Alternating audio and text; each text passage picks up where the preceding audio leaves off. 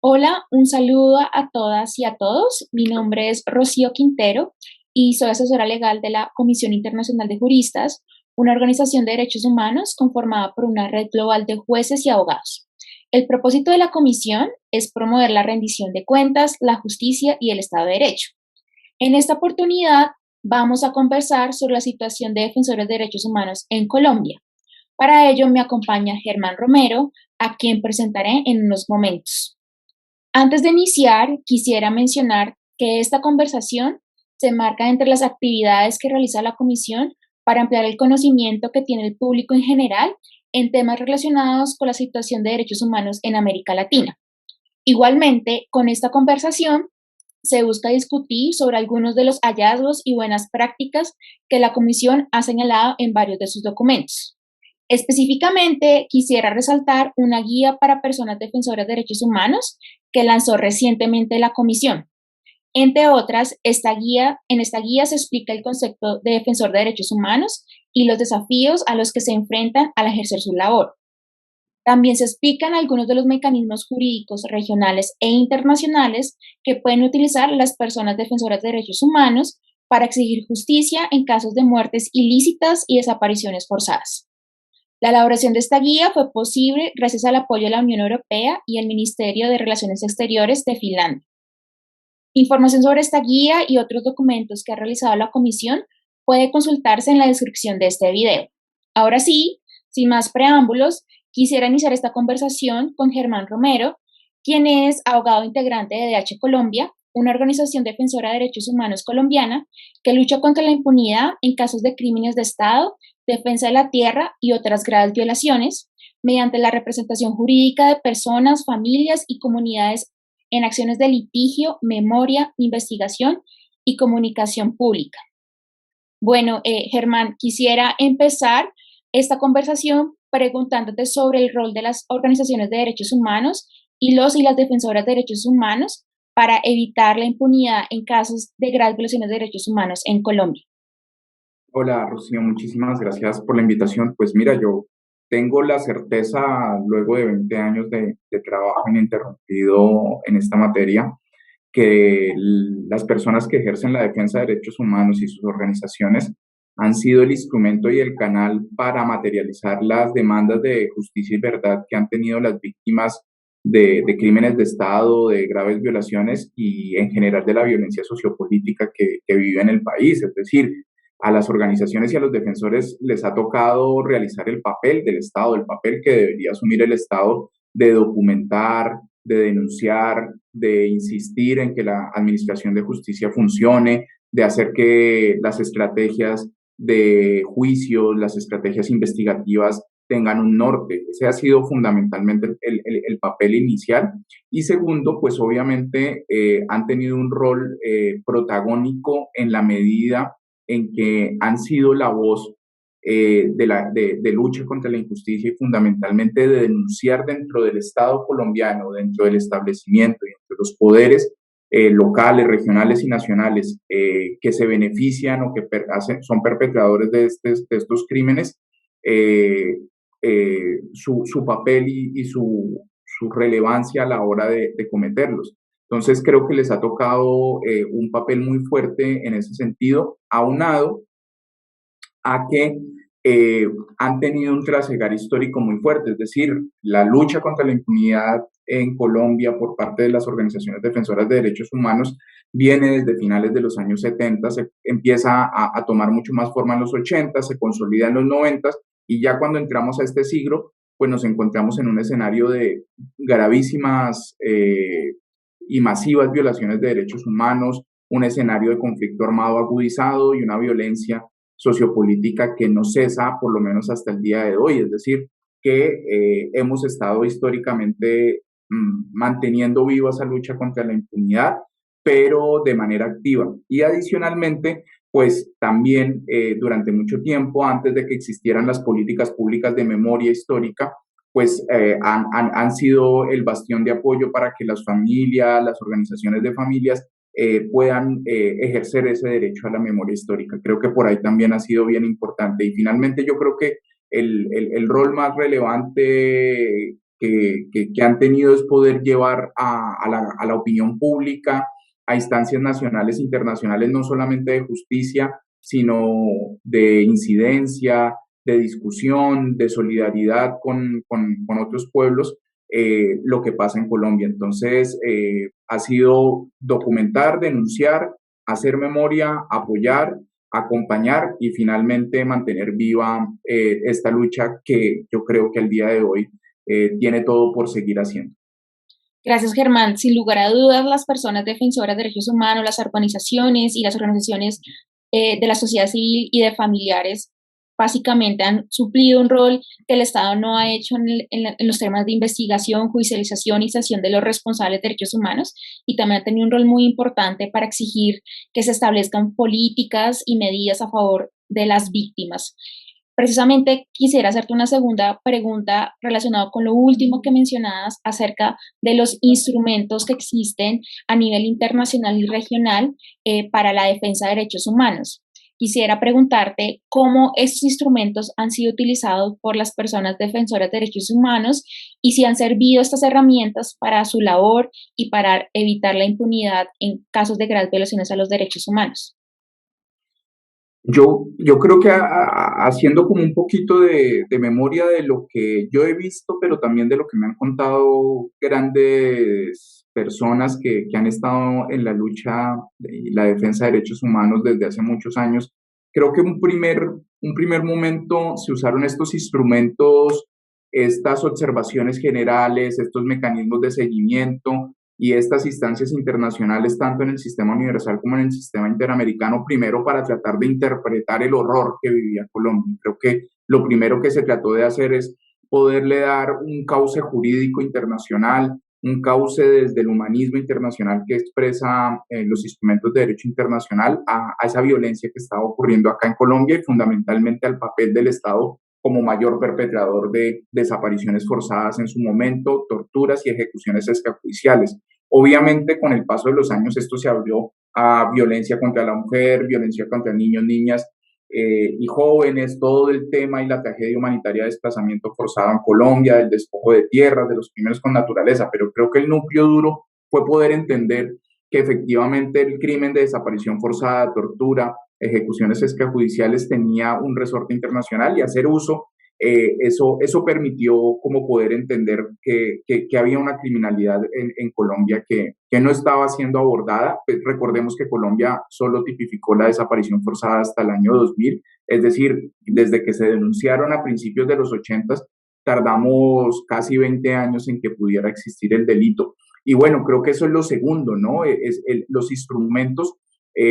Colombia acudió a ellos para tratar de abrir un espacio de denuncia para que se incorporara en los informes de la Comisión Interamericana, en los informes de los comités de Naciones Unidas, antes la Comisión de Derechos Humanos de Naciones Unidas y de los diferentes mecanismos como los relatores especiales e independientes. Y creo que ese abrir espacio era porque en Colombia no había posibilidad de justicia, entonces se necesitaba que otras voces desde afuera y voces desde los dos sistemas multilaterales pudieran dar cuenta de lo que venía ocurriendo. Entonces yo creo que fue fundamental el papel de documentar y transmitir información desde los defensores y las defensoras para que se hicieran esas primeras observaciones y recomendaciones, tanto generales como específicas sobre lo que ocurría en Colombia, y eso fue definitivo para que después se pudiera como fortalecer el movimiento de derechos humanos, el movimiento de derechos por los pueblos y, en fin, todo lo que hacían las víctimas de estas graves violaciones de derechos humanos. Más adelante, yo creo que se trata de buscar un escenario de rendición de cuentas del Estado colombiano, ya se pasa de la denuncia, de la documentación, de la alerta, se pasa a la construcción de casos. Y bueno, Colombia, las organizaciones han sido muy activas en el sistema interamericano de derechos humanos. Colombia tiene un nivel de casos muy alto presentado. Los que pasan a Corte Interamericano, todos han tenido pues, la lamentable, porque yo creo que esto en últimas es lamentable, situación de haber condenado al país, pues justamente por violar, por no proteger y también por el escenario de impunidad que se daba frente a los diferentes casos que en su mayoría primero eran derechos civiles y políticos y de a poco y han ido avanzando en otros niveles. Y en el sistema universal creo que hubo un momento muy fuerte sobre los años 90, que había una confianza con el Comité de Derechos Humanos de Naciones Unidas, donde se presentaron muchos casos, se pudieron documentar, se expidieron las resoluciones, pero poco a poco Colombia ha ido construyendo una narrativa política que tiene un asidero en una narrativa jurídica finalmente expresada por la Corte Constitucional, donde las decisiones de los órganos del sistema de Naciones Unidas, del sistema universal, no tienen una fuerza vinculante, sino queda la buena fe de un Estado que es violador de derechos humanos, entonces esa buena fe ha sido un poco reducida. Y ya en el sistema interamericano creo que ha sido fundamental el rol en su momento de las medidas cautelares de protección para comunidades, para defensores de derechos humanos, para líderes sociales, para familias que habían sido víctimas de estos crímenes, y eso permitió que existiera una salvaguarda, que el sistema interamericano y el sistema universal se volvieran una salvaguarda de la vida y la integridad de muchas personas. Pero creo yo que lamentablemente también de a pocos estas medidas han perdido fuerza, han perdido carácter vinculante, y yo creo que en este juego de poder de los sistemas multilaterales, Colombia ha podido, el Estado colombiano ha podido, digámoslo así, suavizar la respuesta de los sistemas frente a su papel, o en su defecto ha ido de a pocos diciendo que reconoce, pero en la práctica desconoce a los mismos mecanismos y a los mismos instrumentos, y va quedando un poco en el aire. Esa es como la lectura que uno pudiera tener. Hoy se sigue insistiendo, seguimos acudiendo a los dos sistemas, inclusive al sistema de derecho penal internacional, que lamentablemente acabó de cerrar su examen preliminar sobre Colombia, pero yo creo que la tradición de documentación, denuncia, visibilización y terquedad de las familias, de las víctimas y de los defensores y las defensoras en Colombia va a hacer que se mantenga esa posibilidad de jugar. Y lo otro que creo que ha sido fundamental, Rocío, es que fue a través de los defensores y las defensoras de derechos humanos que se trajeron los conceptos del derecho internacional de los derechos humanos para que se incorporaran en la jurisprudencia colombiana. Fueron estas organizaciones quienes lo presentaron a los jueces, a las cortes, a la fiscalía, y de a poco se fue construyendo una tradición jurídica de incorporar esto a nuestra constitución y a nuestras decisiones, que ha permitido tener muy buenas decisiones, decisiones que pueden verse en el entorno internacional, en el contexto regional, como progresistas en materia de defensa y avance de los derechos humanos, pero insisto, con un problema serio al momento de volver la realidad. Creo que por ahí estaría como la apuesta grande de denuncia, alerta, llevar a responsabilidad, mantener vigente la lucha, abrir nuevos espacios y finalmente lograr medidas de protección e incorporación de este derecho internacional de los derechos humanos a nuestro derecho interno. Por ahí ha sido como ese papel. Gracias, Germán. Creo que es muy importante ver cómo esa evolución de cómo se empezó con la documentación y ya llegamos también a esa etapa de rendición de cuentas y lograr que se incorporen esos instrumentos, esos estándares internacionales en el derecho interno, que creo que es muy importante, y ya es como que olvidamos que eso es una lucha de muchos años de las organizaciones que se la han jugado y han insistido en esos sistemas que a veces no son tan conocidos acá y generan una carga importante para los integrantes de sus organizaciones de buscar esos espacios y tener la paciencia para obtener algún tipo de respuesta también en esos escenarios, que en últimas son muy importantes, pero como mencionas, tienen sus limitaciones y que en últimas también dependen un poco de la voluntad política del gobierno para cumplir las decisiones y las recomendaciones. Germán, quisiera ahora preguntarte acerca de los desafíos que enfrentan las personas de derechos humanos en Colombia para ejercer su labor. Creo que es algo que conoces muy bien por experiencia propia, pero también por tu contacto con otros defensores. ¿Cuál crees que es el panorama actual y los desafíos principales que existen en la materia? Yo creo que Colombia y los sectores de poder de Colombia expresados en el Estado y bueno, también en algún momento en actores armados y legales, le han jugado al exterminio y a la estigmatización de la defensa de derechos humanos. O sea, eso hay que decirlo abiertamente. Aquí en Colombia se ha hecho todo lo posible por exterminar la defensa de derechos humanos. son emblemáticos los casos como de Eduardo Umaña, Lirio Jesús Pedraza y un centenar y millar más de personas que ejercían la defensa de derechos humanos en los 80s y los 90s, que de manera sistemática y con una serie de patrones comunes de entidades vinculadas al Estado, a las fuerzas de seguridad, con la instrumentalización de grupos de sicarios o de estructuras paramilitares, aniquilaron al movimiento de derechos humanos y aniquilaron a los defensores de derechos humanos. El Comité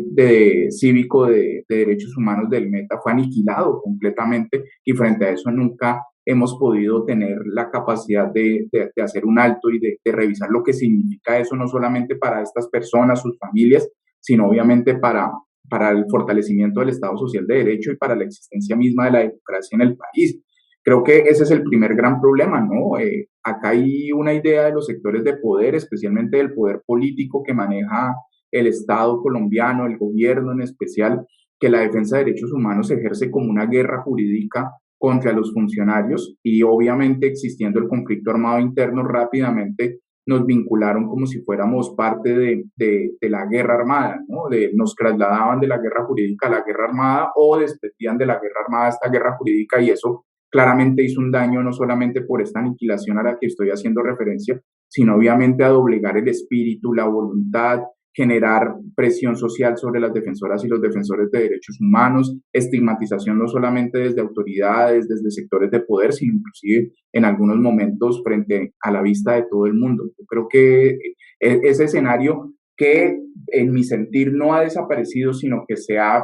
matizado, se ha invisibilizado, se ha acompasado de tal manera que se vuelve parte del paisaje de nuestra violencia, se mantiene hoy vigente y tal vez es una de las urgencias más graves. Aclaro, yo creo que los defensores y las defensoras de derechos humanos estamos en una situación similar a quienes están haciendo ejercicios de liderazgo social, de movimiento social, de oposición política, de lucha por la diversidad, de lucha por los derechos de la naturaleza. Yo sí creo que, que, que el Estado colombiano y estos sectores de poder y en algunas ocasiones grupos armados ilegales le han apostado al aniquilamiento porque justamente ven una amenaza para mantener sus privilegios y obviamente para mantener la impunidad y los beneficios que le otorgan sus acciones criminales. Y creo que eso es muy grave y hoy lo veo cada vez más latente y lo que más me preocupa a mí, Rocío, es que eso sigue pasando y nos estamos contentando con simplemente cada vez ser mejores en contar muertos, en contar amenazas, en contar desaparecidos, pero no darle una respuesta ni estatal, ni social, ni cultural a lo que viene ocurriendo y eso es muy grave y creo que eso cuando nos demos cuenta va a ser muy costoso como sociedad y vamos a tener una defensa de derechos humanos cada vez más mermada, no a través de los defensores y las defensoras, sino lo que implica la defensa para una sociedad en general, para que cualquier persona se sienta defensor de derechos humanos o defensora de derechos humanos y no tenga miedo o no sienta riesgo o no sienta que por eso o va a correr riesgo su vida o la de su familia o va a ser perseguido por cualquier actor de poder en su región. Creo que por ahí pasa. Y bueno, vienen otros grandes problemas que son el militarismo.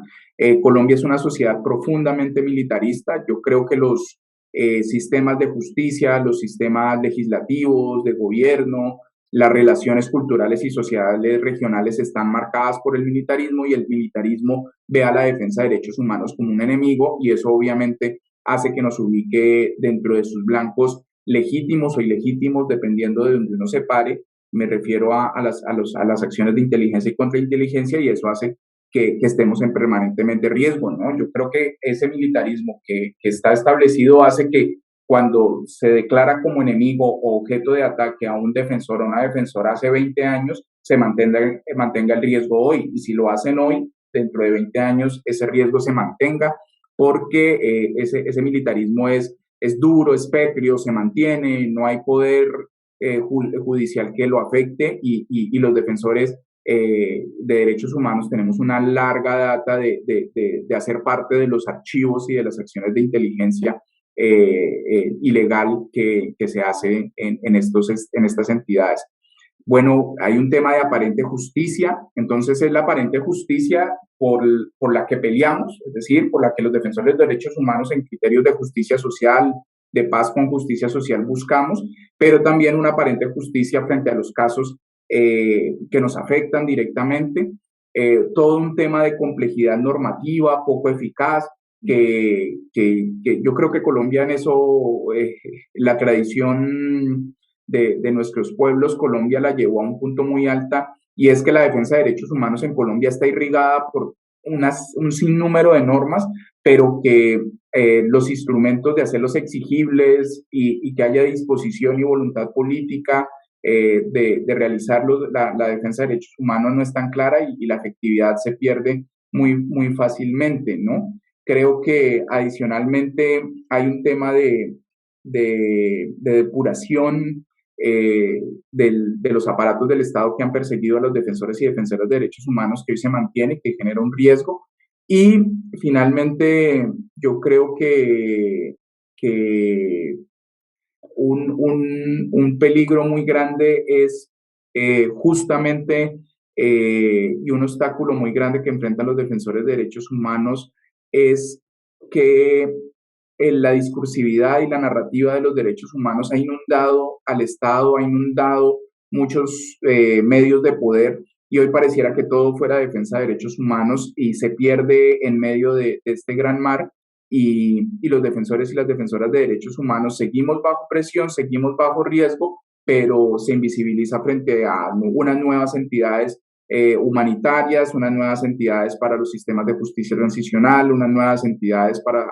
atender los problemas, por ejemplo, rurales, y esa proliferación de discursos de derechos humanos bajo cualquier lógica hace que se pierda ese sentido de los instrumentos internacionales, de la solidaridad de los pueblos que tanto ha marcado a Colombia. Yo creo que por ahí estarían los grandes desafíos, los grandes obstáculos. Y en desafíos, creo que Colombia tiene, y la defensa de derechos humanos tiene varios desafíos muy fuertes. El primero es poder mantener su independencia y autonomía. Yo creo que cada vez está más vinculada a procesos de financiación de su actividad, a la posibilidad de tener independencia frente a entidades e instituciones del Estado. Y creo que hay un desafío gigante de poder resolver a corto plazo y a mediano plazo. Adicionalmente está todo el tema de poder sobrevivir, ¿no? Yo creo que el desafío más grande es poder mantenernos vigentes en defender los derechos de todas las personas, de las comunidades, bajo el patrón de exterminio que yo estaba comentando anteriormente. Y creería yo que el otro desafío gigantesco al que nos estamos enfrentando hoy es a no caer en lo que le llaman los periodistas el refrito en comunicación de la noticia, y en este caso el refrito de derechos humanos, ¿no? Poder tener una capacidad de ver lo que se ha hecho durante tantos años en Colombia en defensa de derechos humanos, y no creer que se está innovando, que se está trayendo nuevas verdades, nuevas documentaciones, nuevos informes, y creo que nos merecemos hacer un recuento histórico de lo que ha significado esta lucha y de todo lo que se ha hecho, todo lo que se ha denunciado, todo lo que se ha avanzado, para desde ahí poder sentar las bases hacia dónde queremos ir, especialmente luego de la firma del acuerdo de paz, luego de unos escenarios de justicia que en mi criterio en algunos casos son eficientes, en otros casos son aparentes, y finalmente hacia unas emergencias alrededor del mundo de la naturaleza, de la defensa del agua, de la defensa de los ecosistemas y de la defensa de la tierra, que en últimas pareciera que ha sido como la base de todos los grandes problemas y las crisis en derechos humanos que tenemos en Colombia. Sí, creo que precisamente lo que mencionas demuestra por qué Colombia es uno de los países donde es más difícil ejercer más peligroso ejercer la defensa de los derechos humanos, y que es una realidad que lamentablemente el acuerdo de paz no solucionó, y que en última se ha agravado lamentablemente después de la firma del acuerdo de paz a finales de noviembre de 2016.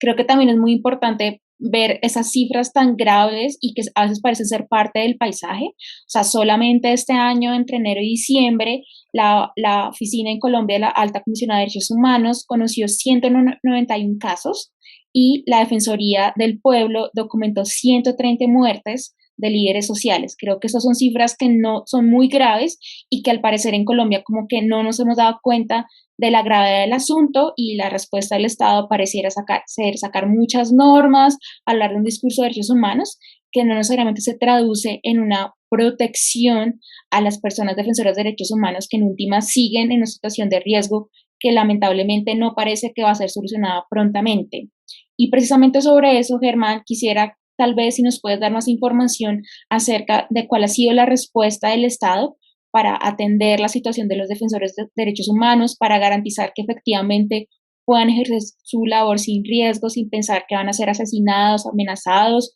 o poner en riesgo sus familias. Yo creo que nos demoraríamos muchísimas horas acá hablando de lo que ha hecho el Estado, justamente de lo que no ha hecho el Estado para garantizar la labor de los defensores de derechos humanos. Creo que, creo que este Estado y sus diferentes gobiernos eh, se han caracterizado, y creo que en eso no hay como mayores diferencias en minimizar la situación de la defensa de derechos humanos y de los ataques que se sufren. Creo que desde los años 80 para acá, desde Turbay inclusive, ha sido una misma línea de desconocimiento, pero bueno, creo que hay cosas que se han logrado a partir de las acciones de incidencia con la comunidad internacional, con el sistema de Naciones Unidas, con la denuncia y obviamente algunas acciones de litigio que han llegado a la Corte Constitucional. Recordemos que la Corte Constitucional en su momento declaró que la defensa de derechos humanos estaba en un grave riesgo y que había una situación de cosas inconstitucionales, un estado de cosas inconstitucionales frente a los ataques a la defensa y a los defensores de derechos humanos, que es un reconocimiento que al mundo del derecho pues tiene una utilidad para identificar que claramente no estamos diciendo mentiras, y los ataques y el exterminio no corresponden a ideas fantasiosas, pues porque eso es lo que uno ha escuchado de comandantes de la policía y del ejército y del DAS durante mucho tiempo, que a los defensores y defensoras nos atacan en nuestra imaginación y que no se corroboran las cosas. Entonces creo que a partir de esa incidencia y de las acciones que se han hecho, pues se han construido algunos instrumentos normativos, directivas de la Procuraduría, de la Presidencia de la República, dentro de la misma Fiscalía General de la Nación, que dan cuenta de la necesidad y la urgencia de proteger la labor que realizan los defensores de derechos humanos, pero también de cómo proceder en los casos de riesgo y amenaza que se dan. Se ha tratado de construir una política pública que recientemente en el último gobierno trató de aglutinar una serie de instrumentos eh, a, a través del Ministerio de Gobierno, el Ministerio de Interior, que lo que es una compilación de las diferentes normas donde se habla de defensa de derechos humanos. Y lo que yo te decía un poco antes es que aquí todo el tema de derechos humanos se irradia en temas agro, en temas ambientales, en temas de derechos políticos, en temas de veedurías ciudadanas, en la más clásica defensa de derechos civiles y políticos, en defensa de derechos sociales. Entonces hay un universo de instrumentos, y hay un escenario de política pública que se ha tratado desde hace varios años. También se ha tratado de construir una mesa nacional de garantías con unas expresiones locales, que son las mesas locales o regionales de garantías, que es más o menos Estado y gobierno, gobierno y mecanismos de control en general, gran parte del Estado, comunidad internacional y organizaciones y defensores sentados tratando de construir y establecer cómo deben ser esa Mesa Nacional de Garantías, pero ha sido un proceso muy accidentado y fundamentalmente por la falta de voluntad del gobierno nacional, pero pues creo que esa Mesa Nacional de Garantías en últimas ha puesto en un escenario y en un espacio estos riesgos y la vulnerabilidad de la labor que se realiza, ¿no? Finalmente se han constituido varios programas de protección con medidas materiales, que tal vez es como la forma en que más reacciona el Estado colombiano para proteger la labor, es decir, el celular, el chaleco antibalas, el botón antipánico, los esquemas con vehículos, tiquetes aéreos, algunas medidas de reubicación, en algunos momentos medidas más territoriales, más particulares que veíamos con buenos ojos. Hoy de nuevo hemos reducido el concepto de protección al concepto de protección armada y de la creación de la Unidad Nacional de Protección, que en últimas, pues es un modelo que va entrando en crisis, ¿no? Es un modelo que no da abasto para la grave crisis y la situación que enfrentan casi todos los defensores y defensoras en el país, que es un instrumento de medidas materiales que trata de presionar para que los defensores no hagan su labor, y me refiero a las labores de vigilancia y de monitoreo que se implementan a través de estos esquemas, o con las personas, o con los aparatos de GPS, con los vehículos, con los celulares, con los botones de pánico, la transferencia de información que hemos podido establecer a agentes de inteligencia. Pero bueno, estas medidas materiales han sido reconocidas como, por ejemplo, por el Sistema Interamericano de Derechos Humanos a través de la Comisión en los escenarios de medidas cautelares, como medidas que apalean un poco el tema de la labor de defensa. Y finalmente, más recientemente se han podido construir escenarios locales de algunos gobiernos locales del nivel departamental, municipal, distrital, que van creando su propia política y medios de protección, o de darle un lugar a la defensa de derechos humanos en sus regiones, en sus territorios, y que han permitido como un oxígeno a nivel territorial. Creo que ese, en últimas, es el gran resumen que se puede hacer, pero sin lugar a dudas, el Estado colombiano nunca se ha tomado en serio el riesgo para defender derechos humanos en Colombia, y es un poco esquizofrénico, ¿no? Con una cara en el exterior y con otra cara aquí dentro de Colombia, que hace que no se compadezca lo que dice afuera y lo que dice adentro, especialmente diciendo que afuera está protegiéndonos y aquí adentro generando acciones que van por otro camino, y es el camino que, insisto, es el del exterminio y la estigmatización. Germán, muchísimas gracias por ese recuento, que creo que a veces no somos conscientes de que sea así, y como en últimas hay un discurso de que se hacen muchas cosas, pero la efectividad no es muy clara. Y precisamente por eso, ya para finalizar, quisiera preguntarte tu opinión sobre qué acciones deberían implementarse para que las personas defensoras de derechos humanos puedan ejercer su labor sin exponer su vida, su integridad personal y la de sus familias. Yo creo que hay de diferentes medidas. Yo creo que una de las primeras es no solamente no estigmatizar, sino salir públicamente, los ministros, los gobernadores, los presidentes, las alcaldesas, los alcaldes, los funcionarios en público, públicos de manera general, deberían hacer reconocimientos concretos a las organizaciones, a los defensores y a las defensoras de derechos humanos, no reconocimientos generales, abstractos, que no van a ningún lado. Protegerlos con su voz, con su actividad permanente, porque el mensaje que se ha dado con tantos años de estigmatización se mantiene ahí, y es el que permite que se haga uso de la violencia contra la defensa de derechos humanos. Hacer lo contrario no solamente ataca la estigmatización, sino que da un paso más adelante. Ese reconocimiento público, concreto, decidido, permitiría visibilizar la situación en la que están, mandar un mensaje a actores de poder, como por ejemplo la fuerza pública, y también generar un nivel de disuasión en actores ilegales o actores no estatales que también atacan a los defensores de derechos humanos, de decir que efectivamente el Estado está. Yo creo que ese es el primer gran escenario en que se debería hacer. O sea, no puede ser que todo el mundo en el país diga que están acabando y están atacando a los defensores y a las defensoras de derechos humanos, que eso nos duele a todos, que qué mal esto, pero sigue pasando, y no hay un ejercicio de la sociedad para que el Estado de manera clara proteja, y como le digo, de manera pública y concreta a los defensores, ni el Estado toma las medidas suficientes para hacerlo. Yo creo que por ahí pasa la primera. La segunda es que de manera inmediata se dé cese a las acciones de inteligencia, contrainteligencia, persecución, monitoreo que existen hoy en muchos comandos de policía, especialmente comandos militares, de agencias de inteligencia en el país, contra los defensores. Los defensores y defensoras y las organizaciones de derechos humanos hacen parte permanente de la carpeta y de las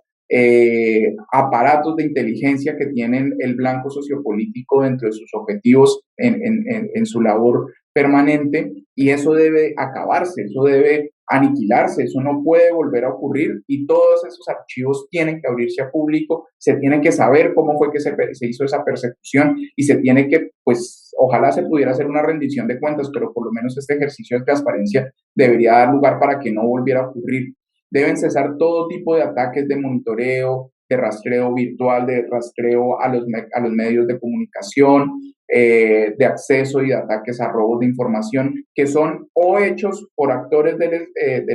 agentes estatales o que son tolerados o que no son investigados de debida forma, y eso hace que esta impunidad frente a estos casos sea una invitación a que continúe el tema. Se debe depurar instituciones públicas en materia de procedimientos, manuales, funcionarios, órdenes, normatividad que de alguna manera atacan la labor de defensa de derechos humanos, de liderazgo social, de oposición política. Creo que Colombia en eso nos falta mucho y nuestra democracia es supremamente coja en ese sentido. Yo creo que si este tipo de cosas se pudieran hacer y de manera concreta, rápidamente alcanzaríamos una situación en que no solamente no haya riesgo para los defensores de derechos humanos, sino que eso ocurre, significa que estamos haciendo un verdadero tránsito hacia una paz con justicia social y eso haría que la defensa de derechos humanos pues ya cada vez tuviera menos necesidad de existir, debería existir en lo que respecta y en lo que sea necesario y urgente, pero ya debería ser una labor que no fuera tan fuerte, pues porque tenemos otro tipo de sociedad y otro tipo de Estado y otro tipo de país que no guarda silencio frente a lo que le pasa a los defensores. Hoy en Colombia, luego del estallido social de este año 2021, aprovechando que estamos cerrando el año, nos dimos cuenta que de nuevo volvieron los procesos de reforma judicial para procesar penalmente a los defensores y defensoras de derechos humanos, es decir, el Estado vuelve y juega a tratar de obstaculizar la defensa vía criminalización, una práctica de vieja data, eso también debe cesar. Pero también nos damos cuenta que el desplazamiento forzado, el exilio, como es mi caso, pues se vuelve una rutina más, ¿no? Algo más del panorama a lo que se ve abocado la defensa de derechos humanos y eso no debiera ocurrir. Hoy, hoy en día también es muy triste ver, por ejemplo, muchísimas mujeres y muchísimos hombres que han hecho durante tantos años la defensa de derechos humanos en sus comunidades, de forma local, en un nivel de pobreza, de miseria, de ostracismo, de abandono muy, muy fuertes y frente a los cuales ni siquiera nosotros mismos nos estamos acordando y obviamente ahí hay un tema adicional, esa labor debería ser reconocida de alguna forma y no permitir que tras tantos años de persecución, de ataques, de violencia en su contra, también la violencia de la pobreza, de la miseria, de la enfermedad,